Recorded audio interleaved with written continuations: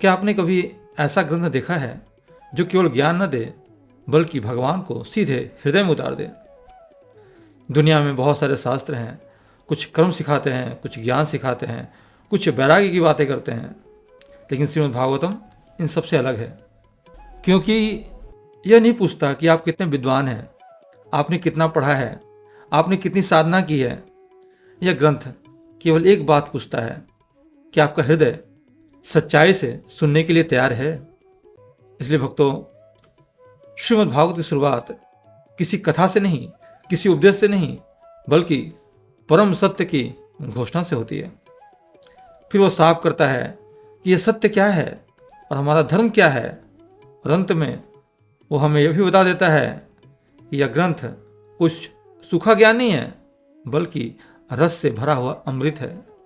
इसलिए अब आप अपने कानों को इस कथा पर टिका दीजिए, बस श्रद्धा से सुनिए, क्योंकि अब हम प्रवेश कर रहे हैं श्रीमद् भागवत के इन 3 अमृतमय श्लोकों में, जहां पहले श्लोक में सत्य प्रकट होता है कि भगवान कौन है, दूसरे में कौन सा कर्म शुद्ध होता है, और तीसरे में हृदय जो है रस से भर जाता है, क्योंकि श्रीमद् भागवतम जानने का नहीं, भगवान से मिलने का ग्रंथ है।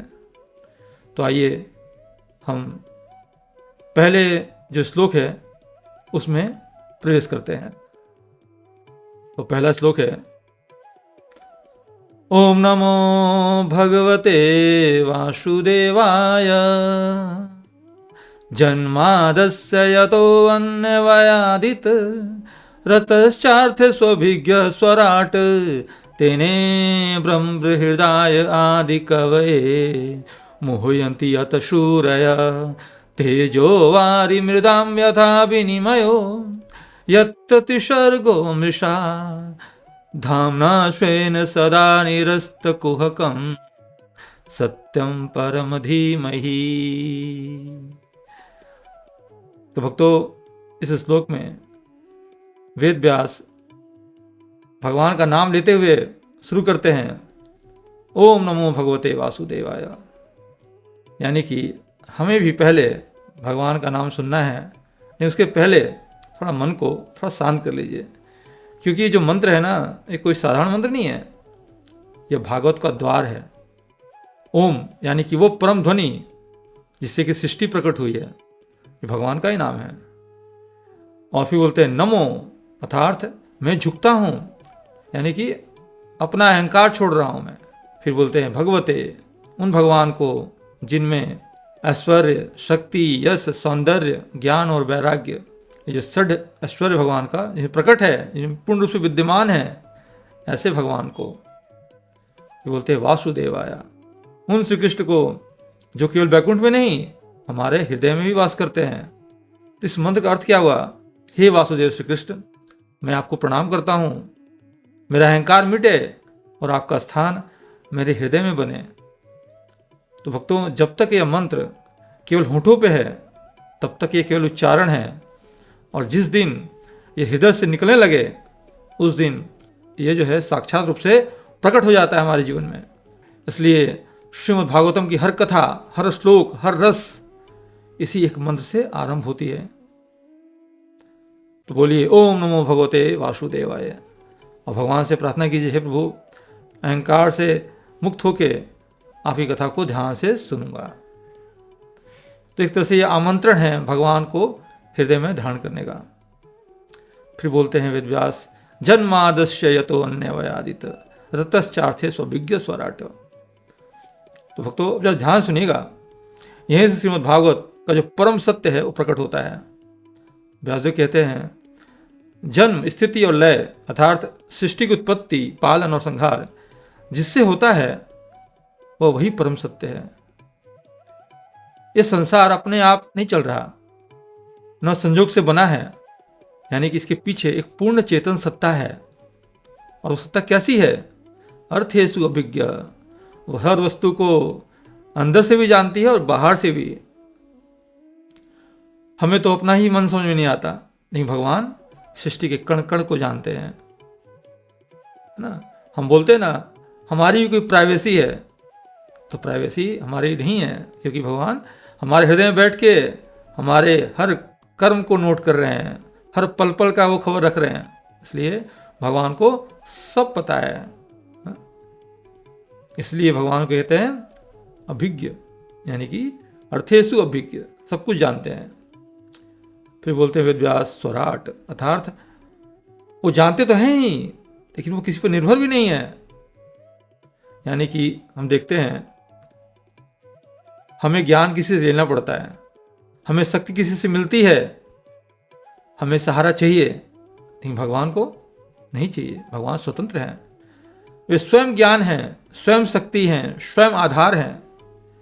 तो भक्तों, भागवतम यहाँ साफ कर देती है कि यह संसार किसी अंधी प्रकृति से नहीं, बल्कि एक पूर्ण चेतन, स्वतंत्र, सर्वज्ञ भगवान से उत्पन्न हुआ है।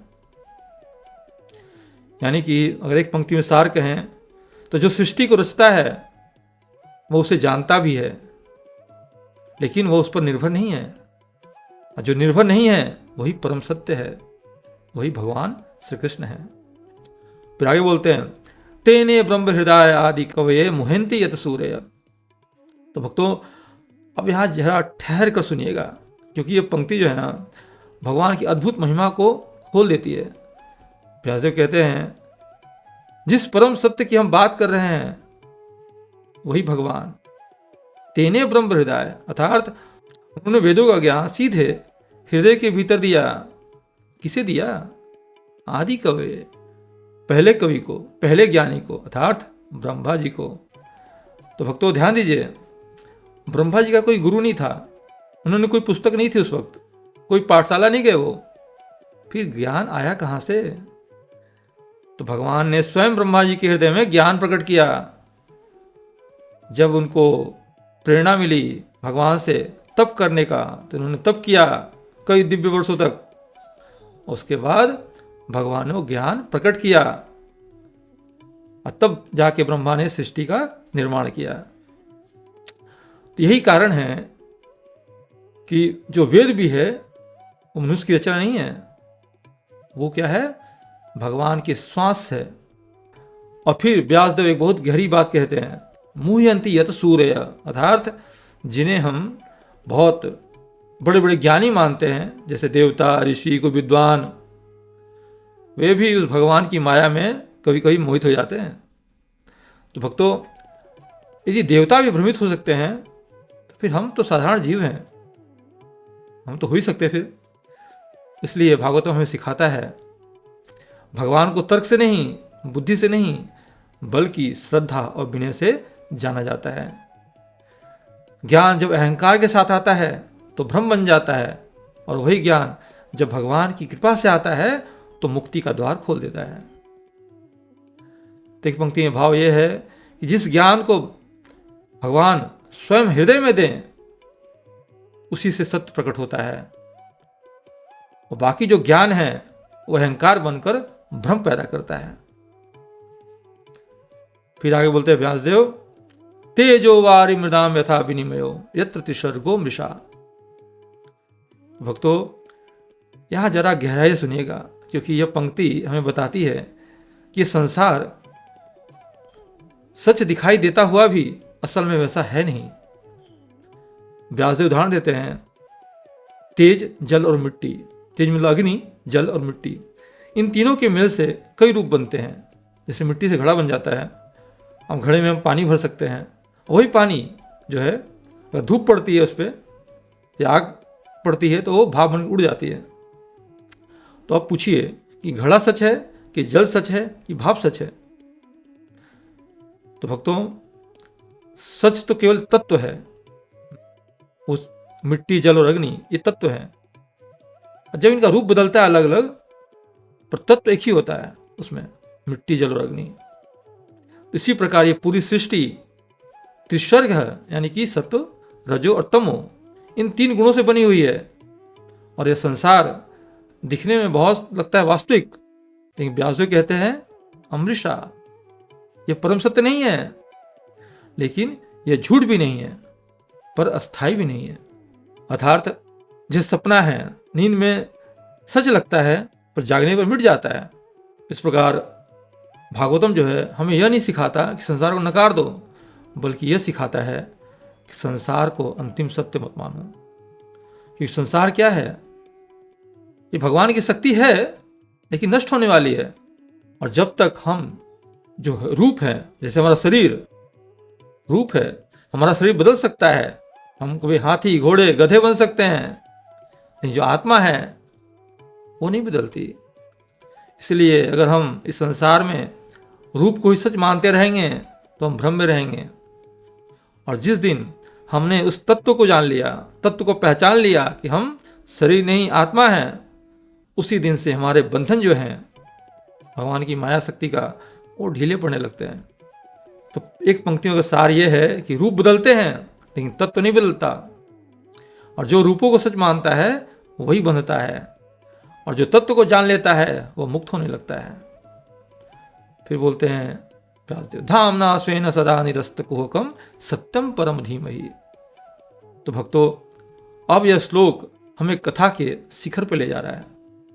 व्यासदेव कहते हैं हम उस परम सत्य का ध्यान करते हैं जो अपने स्वयं के दिव्य प्रकाश से सदैव प्रकाशित है। ध्यान दीजिए, धामना स्वेन अर्थात भगवान को किसी और के प्रकाश की आवश्यकता नहीं है। सूरज रोशनी देता है पर स्वयं भगवान के प्रकाश से चमकता है। वो अग्नि जलाती है पर उसकी शक्ति भी भगवान से ही आती है। यानी क्या है? भगवान जो है स्वयं प्रकाश है। और इसलिए सदा निरस्त कुहकम, उनके सामने कोई माया नहीं टिकती, कोई भ्रम नहीं टिकता, कोई अज्ञान नहीं टिकता। और अंधकार को हटाने के लिए अंधकार से लड़ना नहीं पड़ता, बस प्रकाश आ जाए तो अंधेरा मिट जाए। उसी प्रकार जहां भगवान का प्रकाश आ गया वहां भ्रम अपने आप भाग जाता है। और ऐसे भगवान को व्यासदेव कहते हैं सत्यम परम, अर्थात वही परम सत्य है, बाकी सब सत्य उन पर आश्रित है। ये भौतिक प्रकृति उन पर आश्रित है, उनसे उत्पन्न है और बाद में उन्हीं में लीन हो जाती है। इसलिए अंत में कहते हैं धीमहि, हम उनका ध्यान करते हैं। कैसे ध्यान करते हैं? ज्ञान से नहीं करते हैं, तर्क से नहीं करते हैं, बल्कि समर्पण और स्मरण से करते हैं। तो एक पंक्ति में सार यह है कि जो स्वयं प्रकाश है, जिसके सामने माया टिकती नहीं, उसी परम सत्य का हम ध्यान करते हैं। और वो कौन है? भगवान श्री कृष्ण। तो भक्तों, पहले श्लोक में व्यासदेव ने हमें यह दिखा दिया कि परम सत्य कौन है। वो कौन है जिससे सृष्टि उत्पन्न होती है, जिससे ज्ञान प्रकट होता है और जिसके प्रकाश से माया टिक नहीं पाती। अब जरा सोचिए, यदि हमें परम सत्य मिल भी जाए लेकिन हम उसे पाने के लिए गलत रास्ता अपनाएं, यदि धर्म के नाम पर स्वार्थ हो, दिखावा हो या सौदेबाजी हो, तो क्या वो परम सत्य हमारे हृदय में टिक पाएगा? इसलिए भक्तों, पहले श्लोक में भगवान का स्वरूप बताया गया और अब दूसरे श्लोक में जो श्रोता है उसकी पात्रता बताई जा रही है। अब व्यासदेव कहते हैं यदि इस परम सत्य को पाना है तो पहले यह समझ लो कि किस प्रकार का धर्म यहाँ स्वीकार नहीं किया जाएगा, यानी कि कैसा हमें कर्म करना है और कैसा कर्म नहीं करना है। और यहीं से श्रीमद् भागवतम एक बहुत स्पष्ट घोषणा करता है। घोषणा ये करता है कि भगवान जो हैं किन के लिए हैं, यानी कि कैसा हमें कर्तव्य करना पड़ेगा, कौन उसका पात्र है। तो उसको आइए समझते हैं हम श्रीमद् भागवत के दूसरे श्लोक में। वो श्लोक है धर्म प्रोजित के तव अत्र परमो निर्मत्सराणां सतां वैद्यं वास्तवमत्र वसतु श्रीवदं तापत्रयो उन्मूलं श्रीमद्भागवते महामुनि कृते किं वा परेरीश्वर सद्यो हृदयवरुध्यते अत्र कृतिभिः शुश्रूभिस्तत्क्षणात्। तो इस श्लोक में व्यासदेव बहुत ही उनका संदेश जो स्पष्ट है। पहले बोलते हैं धर्म प्रोजित केतुवत्र परमो निर्मत्सराणां सतां, अर्थात यहाँ जिस धर्म की बात हो रही है वो कोई साधारण धर्म नहीं है, वो परम धर्म है। और ये परम धर्म क्या है? केतव रहित है, यानी कि जिसमें कोई छल ना हो, कोई दिखावा नहीं है, कोई सौदेबाजी नहीं है। यहाँ यह नहीं कहा जाता कि भक्ति कर लो बदले में कुछ मिलेगा, न ये बताया जाता है कि धन की गारंटी है, कोई धन मिलेगा आपको, ऐसा भी नहीं है। न पद की चाह है, न स्वर्ग की लालसा और न ही मोक्ष की सौदेबाजी। श्रीमद् भागवतम हर उस धर्म को पहले ही त्याग देता है जिसमें मैं और मेरा छिपा हो। और यह धर्म सबके लिए नहीं है। ये किसके लिए है? जो निर्मत्सर है, यानी कि जिनके मन में इच्छा नहीं है, द्वेष नहीं है, कोई तुलना नहीं करते किसी का, जो दूसरों की उन्नति को देख के जलते नहीं है बल्कि प्रसन्न होते हैं। ऐसे ही सत्पुरुष, ऐसे ही शुद्ध हृदय वाले लोग श्रीमद् भागवतम के अधिकारी हैं। क्योंकि भक्तों, भागवतम दिमाग से नहीं हृदय से पकड़ा जाता है। फिर आगे बोलते हैं वैद्यम वास्तवत्र वस्तु शिवदम तापत्रे उन्मूलनम। तो ध्यान सुनिएगा, श्रीमद् भागवतम में कोई कल्पना की बात नहीं है, कोई कहानी भर नहीं है। यहां बताया गया है वह तत्व जिसे जानना ही जीवन का उद्देश्य है और यही वास्तविक सत्य है। मतलब ऐसा सत्य जो दिखने वाला नहीं है, बोलने वाला भी नहीं है, बल्कि अनुभव में आने वाला सत्य है ये। और यह सत्य केवल जानने के लिए नहीं है, ये क्या है? शिवदम है, अर्थात जीवन का कल्याण करने वाला है। भागवतम का ज्ञान मन को सुकून देता है, हृदय को शुद्ध करता है और आत्मा को स्थिर कर देता है। और सबसे बड़ी बात, यह ज्ञान क्या करता है? तापत्रय उन्मूलनम, यानी कि जो 3 ताप है, 3 दुख है जीवन में, शरीर के दुख, मन के दुख और परिस्थितियों से आने वाले दुख, सबको नष्ट कर देता है ये। जब कोई जीव दूसरों को सताता है तो भी एक दुख है। हमारे शरीर और मन से मिलने वाला दुख जिसे आध्यात्मिक ताप कहते हैं। आदि भौतिक ताप जो हमें दूसरों जीवों से मिलता है, किसी मच्छर ने काट लिया, कुत्ते ने काट लिया, या परिवार में कोई सता रहा है आपको, ये हो गया आदि भौतिक ताप। फिर आदि दैविक ताप जो कि प्रकृति से मिलती है हमें, बाढ़ हो गया, सूखा हो गया, सुनामी हो गई, भूकंप हो गया। तो इस तरह के जितने दुख हैं ये जीवन के तीनों, ये सब नष्ट हो जाते हैं इससे। तो भागवतम क्या करता है?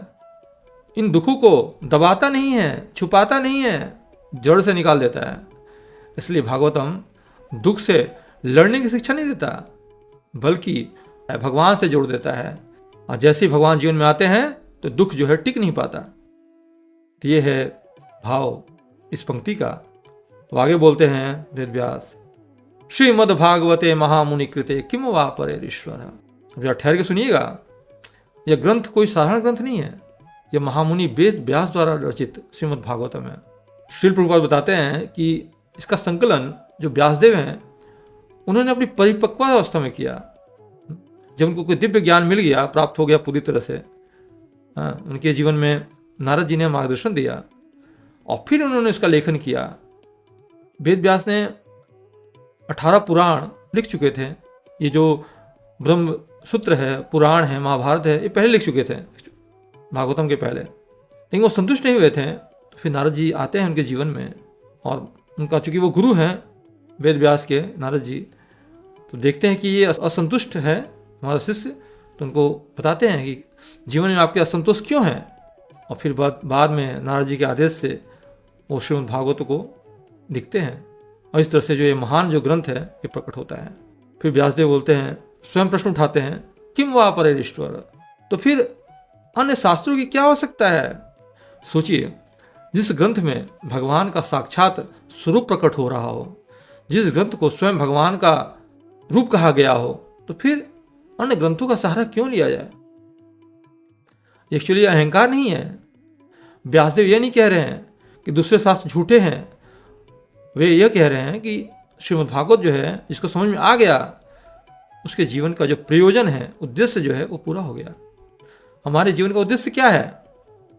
भगवत प्राप्ति, भगवान को जानना, भगवान को समझना, भगवान को प्राप्त करना, और श्रीमद् भागवत इसकी पूर्ति करता है। इसलिए ऐसा बोलते हैं यहाँ पर वेद व्यास, किम वा परे ईश्वर, अन्य शास्त्रों की क्या आवश्यकता है? क्योंकि भक्तों, यह ग्रंथ ज्ञान देता है, भक्ति देता है और भगवान से प्रत्यक्ष संबंध करा देता है। और जहां भगवान मिल जाए वहां मार्ग पूछने की जरूरत नहीं पड़ती।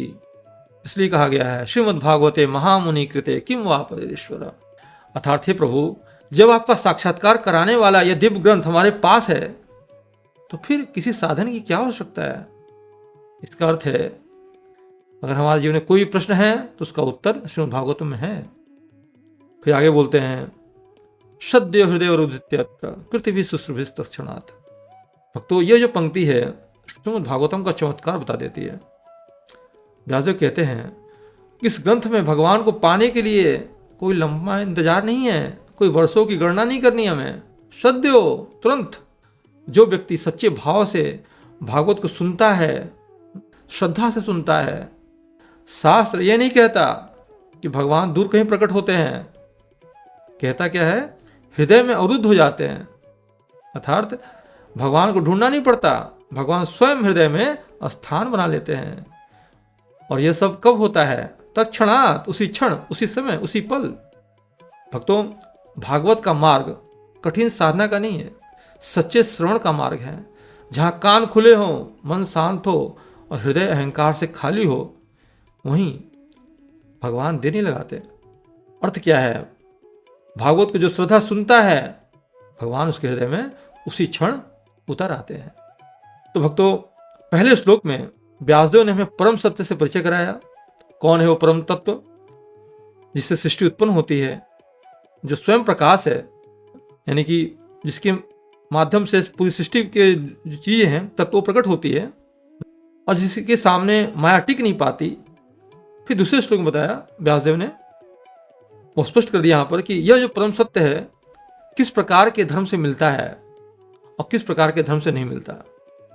उन्होंने कह दिया यहां छल नहीं चलेगा, दिखावा नहीं चलेगा, स्वार्थ या सौदेबाजी नहीं चलेगी।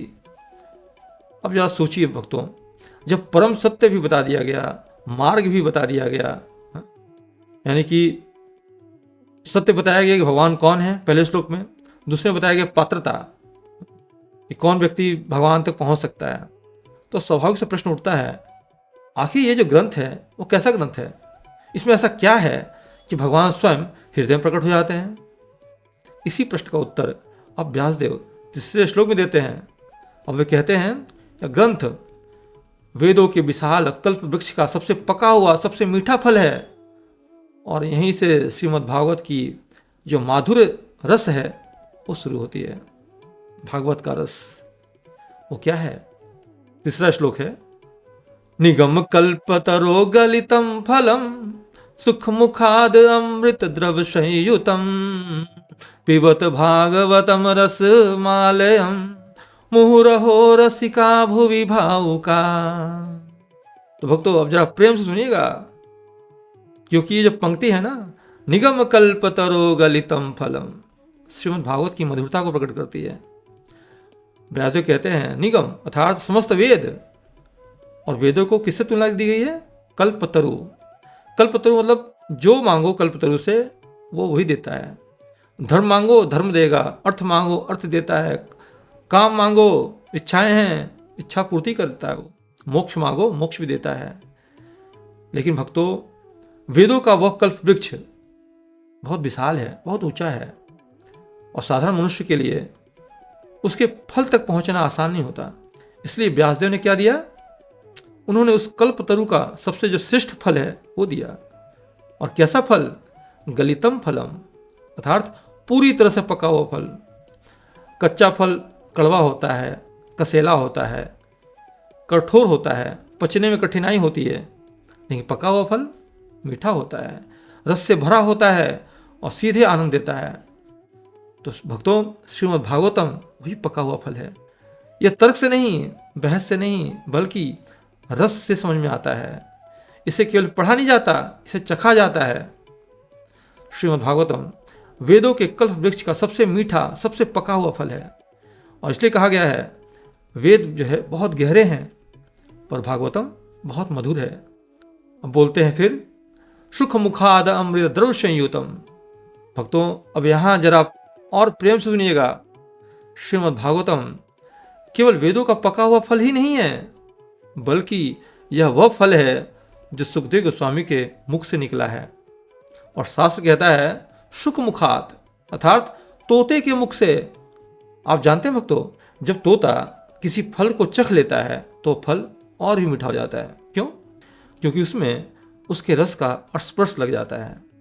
इसी प्रकार श्रीमद् भागवतम जब सुखदेव गोस्वामी के मुख से निकला तो उसमें केवल ज्ञान नहीं रहा, उसमें अमृत घुल गया।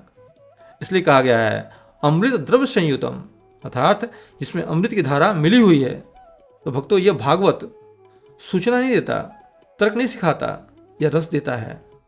और जहाँ रस आ गया वहाँ मन टिक जाता है, हृदय पिघल जाता है और भगवान अपने आप प्रकट हो जाते हैं। इसलिए भागवतों को सिर्फ समझा नहीं जाता, इसे पिया जाता है, क्योंकि श्रीमद् भागवतम वेदों का पका हुआ फल है और सुखदेव के मुख से निकला हुआ अमृत रस है। पिबत भागवतम रसमालयम। तो भक्तों, अब व्यासदेव सिर्फ श्लोक नहीं बोल रहे हैं, अब वे आमंत्रण दे रहे हैं। वे कहते हैं पिबत, अर्थात पियो, सिर्फ सुनो मत, सिर्फ समझो मत, पी जाओ। और क्या पीना है? भागवतम रसमालयम। यह श्रीमद् भागवतम रसों का घर है, रसों की खान है, रसों का समुद्र है। यह ग्रंथ सूखा ज्ञान नहीं देता, कठोर नियम नहीं थोपता, यह हृदय को भिगो देता है। तो भक्तों, दुनिया में बहुत कुछ है जो पढ़ा जाता है, बहुत कुछ है जो सुना जाता है, लेकिन भागवतम वह है जिसे पिया जाता है। जैसे प्यासा व्यक्ति पानी का निरीक्षण नहीं करता, कोई विश्लेषण नहीं करता, बस पी जाता है, उसी तरह जिसका हृदय प्यासा है वो भागवतम को तर्क से नहीं प्रेम से पीता है। और जब यह रस हृदय में उतर जाता है तो आंखों में आंसू आ जाते हैं, मन शांत हो जाता है और भगवान हृदय में आ जाते हैं। इसलिए भागवतम जो जितना पी ले उतना तृप्त हो जाए। कैसे पीना है? कानों से, और हृदय को प्रेम से भर देता है ये। फिर बोलते हैं वेद व्यास, मुहुरहो रसिका भूवि भावोगा। भक्तों, अब व्यासदेव शास्त्र नहीं बोल रहे हैं, अब वे हृदय को पुकार रहे हैं। वे कहते हैं रसिका, हे रस के प्रेमियों। प्रभुपाद बताते हैं कि भौतिक जगत में प्रथम जीव जो है, ब्रह्मा से लेकर चींटी तक प्रत्येक जीव किसी न किसी प्रकार के स्वाद का आनंद लेना चाहता है, और जो हमारे इंद्रियों को महसूस भी होता है। और कई तरह के रस हैं, 12 तरह के रस जो हैं शास्त्रों में बताए गए हैं। संसार में हम देखते हैं जब कोई एक रस में प्रेम नहीं होता तो दूसरे रस में बदल जाता है। जैसे मान लीजिए किसी को किसी से प्रेम नहीं है तो प्रेम जो है क्रोध में बदल जाता है, लेकिन जो भागवत का रस है वो कभी नहीं बदलता। इसलिए भागवतम कहती है, हे रस के प्रेमियों, हे कोमल हृदय वालों, जिनका मन जल्दी पिघल जाता है, जिनकी आंखों में भगवान का नाम आते ही नमी आ जाती है, ऐसे लोगों से व्यासदेव कहते हैं मूढ़ हो, बार बार आओ, बार बार सुनो, बार बार इस रस में डूबो। तो भागवतम एक बार सुनने की चीज़ नहीं है, एक बार समझ लेने की चीज़ नहीं है। यह ऐसा रस है कि जितना पियो उतनी प्यास बढ़ती है। तो भक्तों, जो रसिक हैं वो पूछता नहीं है कितनी बार कथा सुनी, वो कहता है कब फिर से भागवत मिले। और जो भावुक है उसके लिए भागवतम ज्ञान नहीं जीवन बन जाता है। तो भागवत उनके लिए है जो रस को पीना चाहते हैं, उसमें डुबकी लगाना चाहते हैं। और ये ऐसा रस है भगवान का, जो ये श्रीमद् भागवतम है, जो साक्षात प्रकट है कि इस रस में जितना डूबो उतना रस को में और आनंद आता है और पीने का मन करता है। इस प्रकार भक्तों, इन 3 श्लोकों में श्रीमद् भागवत ने बहुत ही स्पष्ट मार्ग में दिखा दिया। पहले श्लोक में व्यासदेव ने घोषित किया कि परम सत्य कौन है, वो कौन है जिससे सृष्टि उत्पन्न होती है।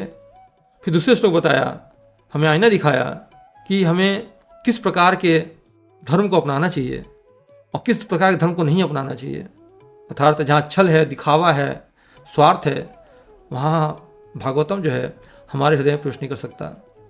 और तीसरे श्लोक में व्यासदेव ने हमें आमंत्रण दिया, इसे समझो मत, इसे पी जाओ, क्योंकि ये ग्रंथ वेदों के कल्प वृक्ष का सबसे पका हुआ फल है जो सुखदेव गोस्वामी के मुख से निकला है। तो भक्तों, अब हमारे सामने 3 बातें बिल्कुल साफ है। सत्य क्या है, पात्रता क्या होनी चाहिए और रस कहाँ है। अगले चरण में श्रीमद् भागवतम इसी रस को हमारे हृदय में बहुत ही गहराई से उतारने वाला है। इसलिए आज हम यहीं विराम देते हैं। हरे कृष्णा।